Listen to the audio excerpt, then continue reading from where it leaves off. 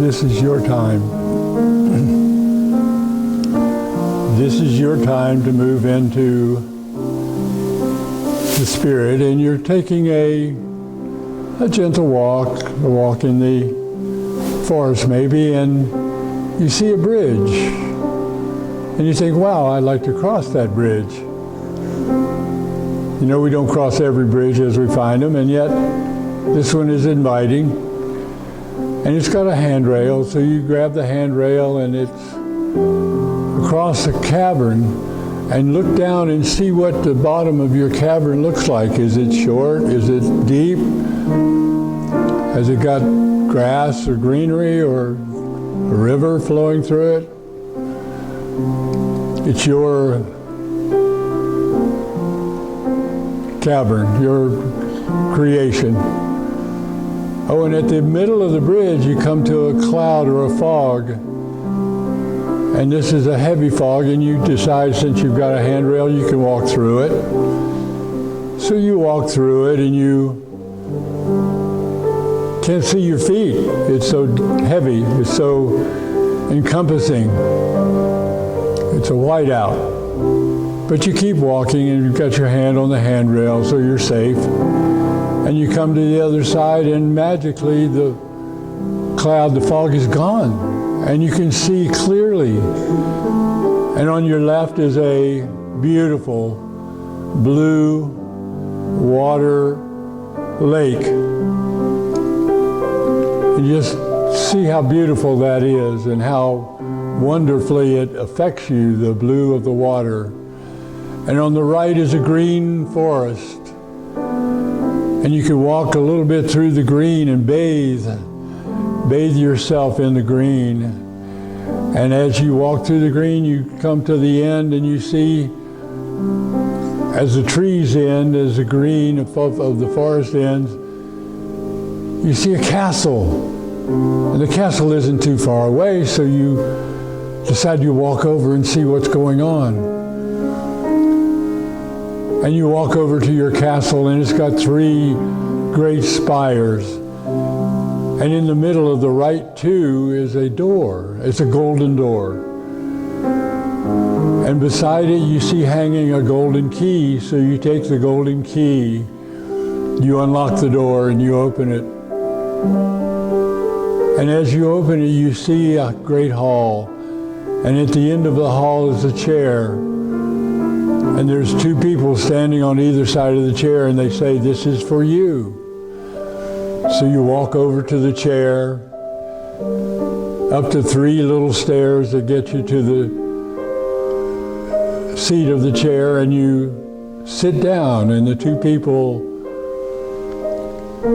walk away, and in front of you, 150 people walk out, and they all have something in their hands, and they're holding it, and they hold it out to you, and you pick 3, and you say, "Come. You 3, come to me." And those 3 are the perfect right ones, and they come up and they hand you a seedling, a seed that says, on one side it says, intuition. And you take all those 3 seeds and you put them in your pocket. And you stand up, and you know you've been blessed by these 3 people having these seeds, handing them to you. You feel like you know them, and yet maybe you don't quite recognize who they are right at this very moment. And they smile and walk back into the crowd, and as you're standing, the crowd walks into the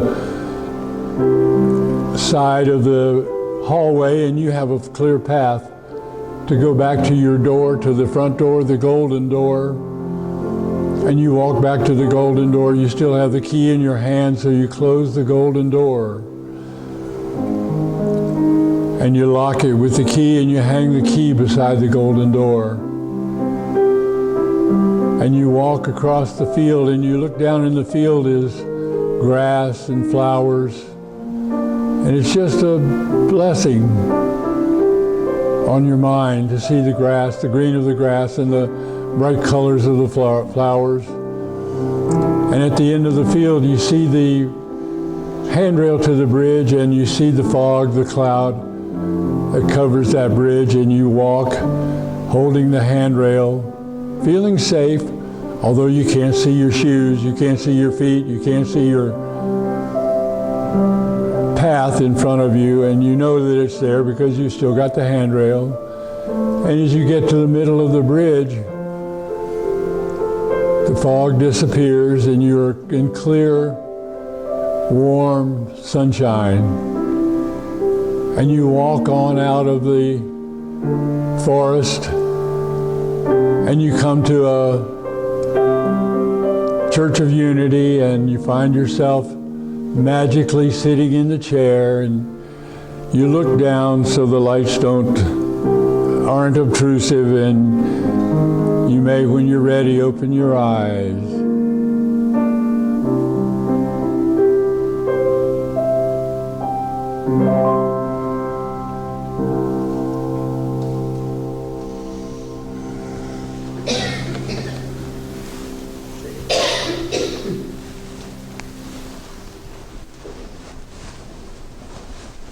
Is who do you love?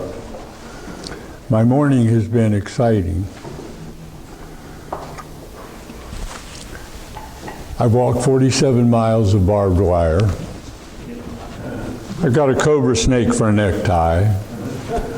I've got a little house by the roadside that's covered in alligator hide. So you tell me, who do you love? I did have an interesting morning, and running and racing around to try to get everything handled. We came out of Utah, and I think it was Thursday night, I guess it was. There was a whiteout, a blizzard. It was wonderful, so we didn't go. That next night, it was Friday night, we were driving along with the low beams on the car, and when you hit the high beams, the snow looked like it was coming right at you, right into your window. And it was so exciting. Scary, but exciting. And so I designed this talk about love and who do you love? And the goal is to love ourselves first and foremost. And I think sometimes we have a spiritual path and a journey that comes out of one thing or another, and I think maybe not enough people tell you that you were born in love. You were born absolutely in love, out of love, for love, by love. And in that recognition, like you said, God be the glory, that we love ourselves and don't let anybody change that loving for ourselves, because that is the truest love that we have. And it's the test of this planet. And I think we probably all were there at the birth of the planet and helped it move along into a teaching scenario that we could use for ourselves, for our growth. That's why we set it up, so we could learn and grow, learn and grow, learn and grow. And I think it's a sine wave. At least my life has been like that. And hopefully we're going to the positive, to the upside. And I come to the realization often that there are three types of individuals, and there's probably as many types of individuals as there are individuals, but there are three types, and I wanted to put that down for you, for something that I could latch onto. And I like threes because in numerology, and I don't know a lot about numerology, but I was reading that 3 is about creativity and change and optimism, connection, and connection especially with other people. And that's the depth of 3s. So I took 3 groups. And the first group I looked at was the group without any spiritual connection or teaching, or they were raised as individuals, but as individuals alone, and could possibly think of themselves as being alone, and could think of themselves probably as being, we have a better than ego sometimes. You know how that works? Our better than ego. And then you have another group that came up in metaphysics. And I know several of those people, and they were absolutely raised in metaphysics as metaphysicians, as unity or science of mind. And they have so much going for them because they know that they've always been loved. They know that they were never alone. And they know that there are miracles right now. And I grew up as the third group in standard Christianity.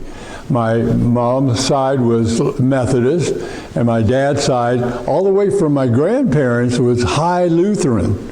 And my grandparents met in New York City, if you can imagine that. Came over separately from, both of them from Sweden, and met in New York City. And one day, and I don't know what, I never ask questions. I'm really quiet, bashful, shy, and demure. You can tell that. And I asked my grandmother, I said, Grandmother, how come you chose Grandpa as your, because Grandpa was difficult. You couldn't walk and chew gum at the same time. You know, that was, I went over to his office one day and I'm walking with him and he's going to show me the factory. He had a patent, a little thing on a ready mix cement mixer, and he wanted to show me this patent. And I was walking and I had to stop, get rid of that chewing gum this instant. You know, time out, don't go another step. And I said, how come you chose Grandpa? And she said, well, you know, the men that I went out with all asked me where I wanted to go. Your grandfather told me where we were going. A different scenario, and she liked that. And of course, they were both Swedish, so they're both a good opportunity. Can I use that as a scenario for my grandparents on my father's side? My dad was 6'6", and my mom was about 5'6". So when we went to Southwest Virginia, which is where my mom was from, I was a Methodist. You know, I'm a Lutheran in Richmond, Virginia. I'm a Methodist in the Blue Ridge Mountains of Virginia. And every time, and I wasn't there very often, but every time I went, I was baptized again. I have been baptized more than once.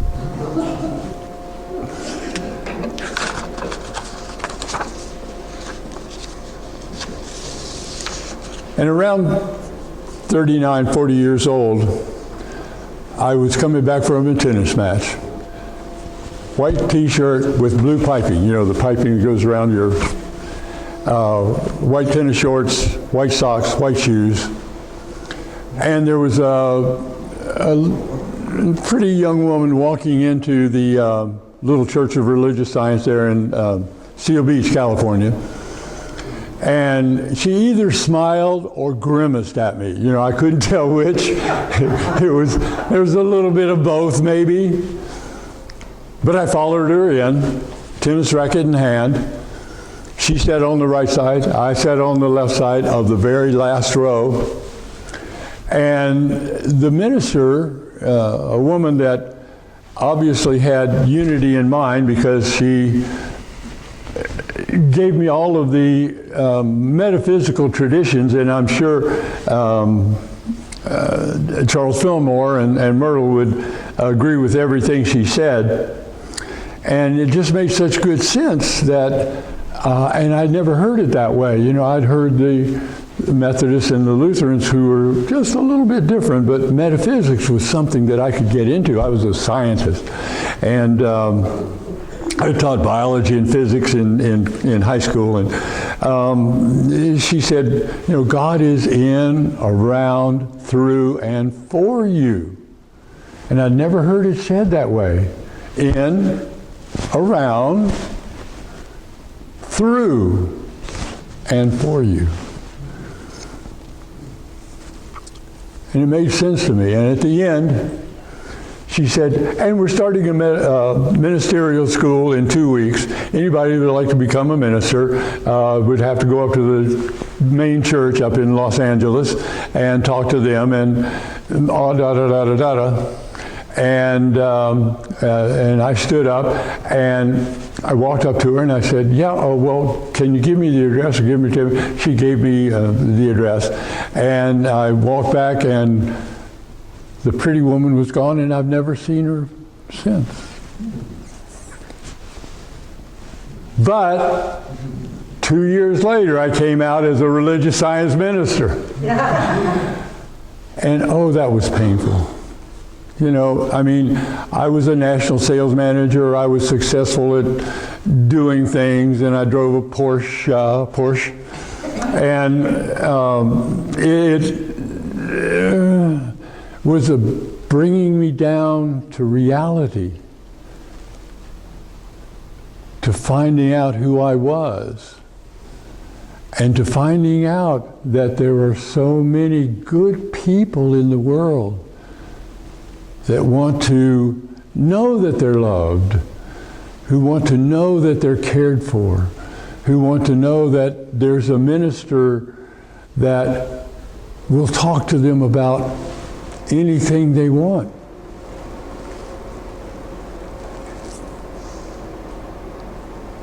And I like what Charles Fillmore said. Charles was one of the founders in his pictures back there. I just saw it this morning, and he said, let the God within you express itself through you in the world without.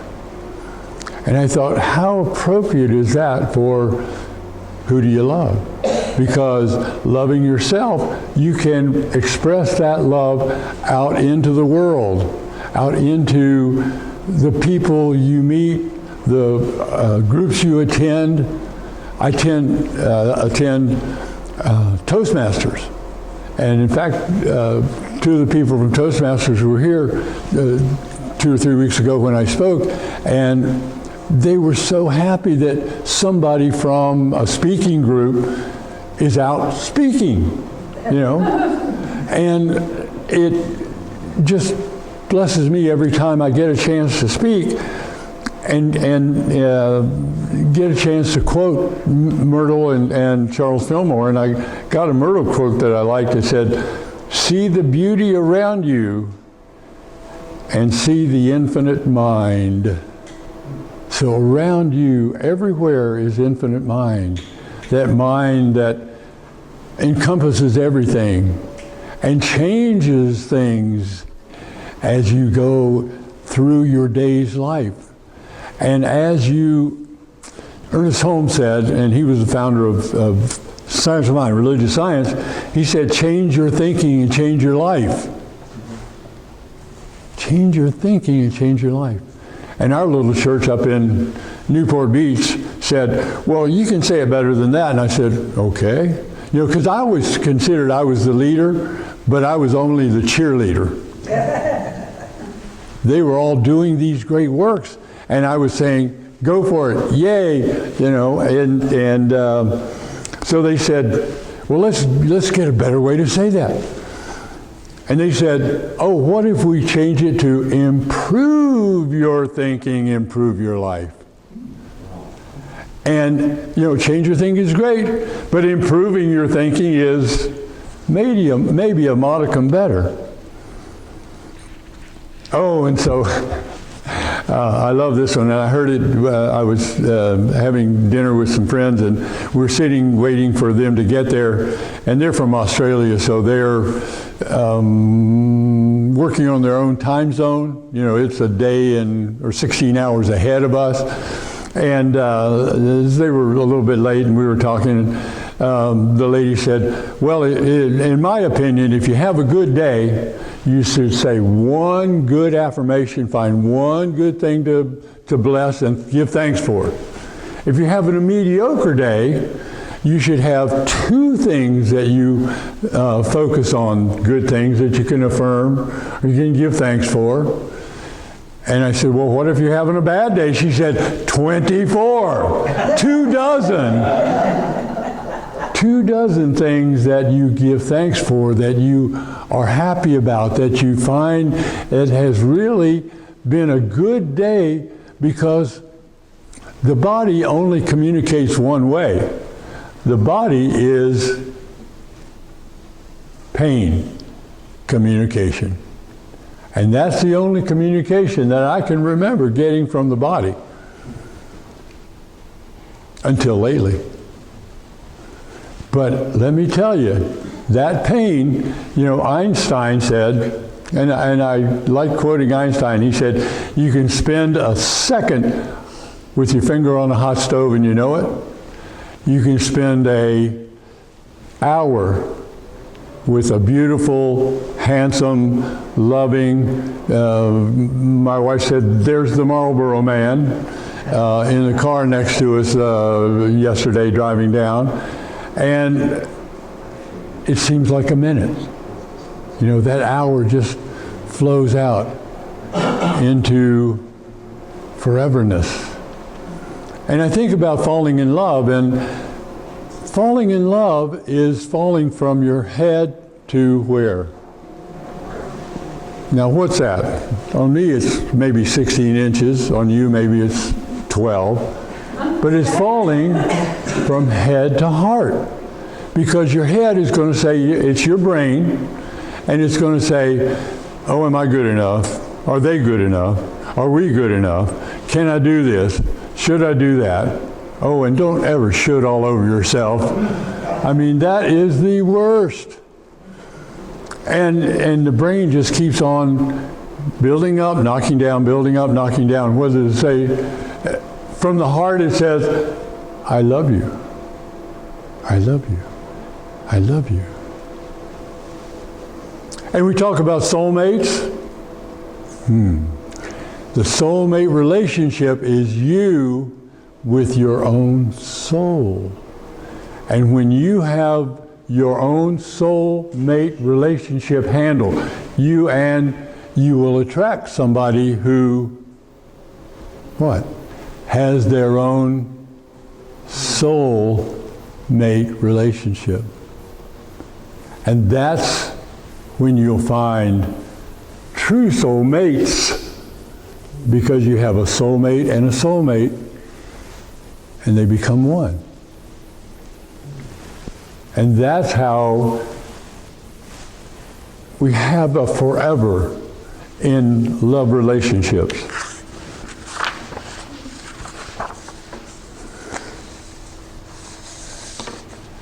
And ministerial school, as much pain as I went through, coming down to reality, coming down to off that better than ego that I might have had once in a while.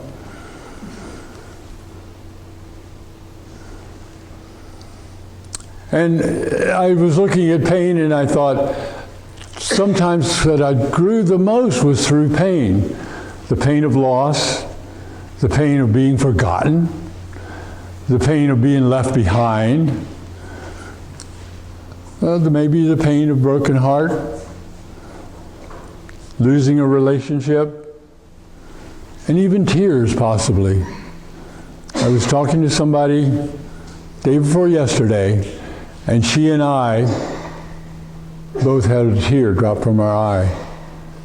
And I thought, isn't that interesting? She's one of the nicest people I know. And she said, she, her husband, and 4 boys from here to here, love you. And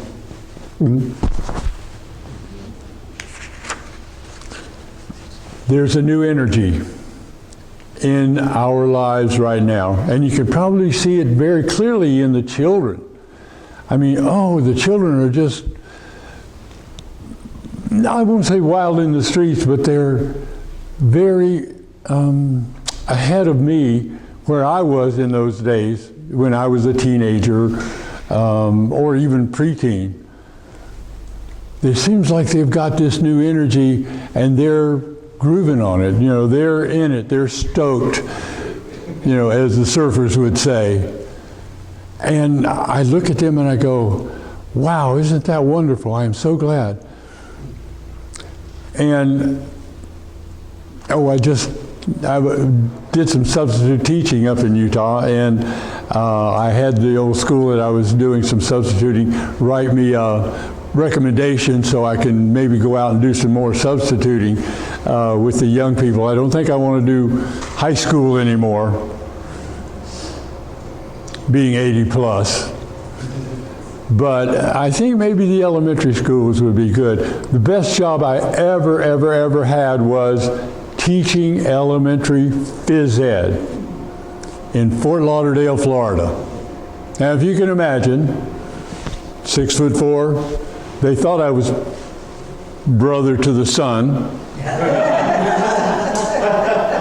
I was suntanned, brown, and my hair was white because I was taught swimming, and anytime you get this color, well, my old hair, if I could get it back, which was fairly blonde anyway, you get it in chlorine water and it just turns white in the sun. So here I am teaching elementary phys ed children, and they grooved on everything that we could teach them about sports, about body control, walking on the balance beam. And so the fifth and sixth grades had football teams. And they were going to play the World Championship football game. And now maybe you've been there to football games where, or watching it on TV where it's blood curdling almost, you know, it's like a war. And the fifth grade beat the sixth grade, and the fifth grade had a female quarterback. How humiliating. You got it.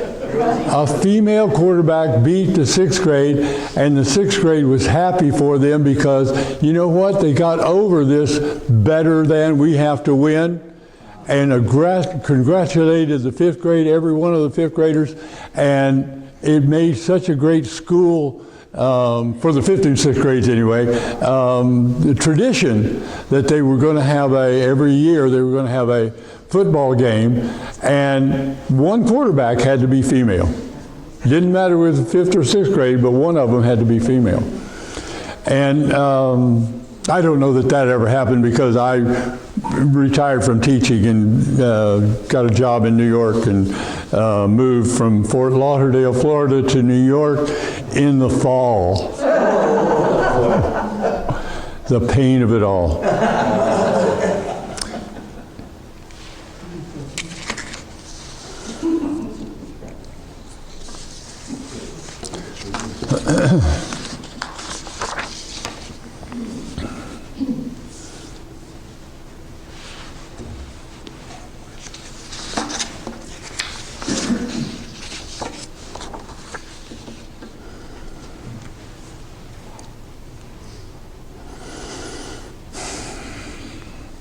And sometimes what I realized about myself is that I don't know what I don't know. Have you ever been there and somebody comes up and they say, oh, you know, well, all right, I'll give you a little excerpt from Nature of the Soul. Nature of the Soul is a class that I taught. Haven't done it in a while. I became a master teacher after 4 years of Nature of the Soul classes, and I taught actually down in Encinitas a class in Nature of the Soul, and we learned so much about the soul, and they talk about the soul being the door that pushes in. 2 minutes? Okay. The door to the soul is the door that pushes in. And we talk about circumnavigating the earth is a rain cloud of knowable things. And I remember talking to John Denver and him saying, you know, when I have a beautiful thought, and he said, maybe it's not even beautiful, and I know what I know that there are people like me that have that same thought. And I write a song around that thought. And, you know, he wrote that one song, tribute to Annie, I think it was, riding up on a ski lift. In just minutes, he wrote that song because he had that feeling, that thought, and he knew there were people out there that had that same thought. You know, you fill up my senses like a night in the forest. And then Richard Bach was saying to me, he said, you know, I got 2 envelopes, and one was a big envelope, so I opened it first, and it was my manuscript coming back to me saying, sorry, no dice, no deal. We don't want to publish. He said the other was a little envelope. I opened that second, and it was a publisher in New York said, Jonathan Livingston Seagull will be on our publication list. Yeah. So love yourself, and you know, since I'm here, I must love you too. Thank you.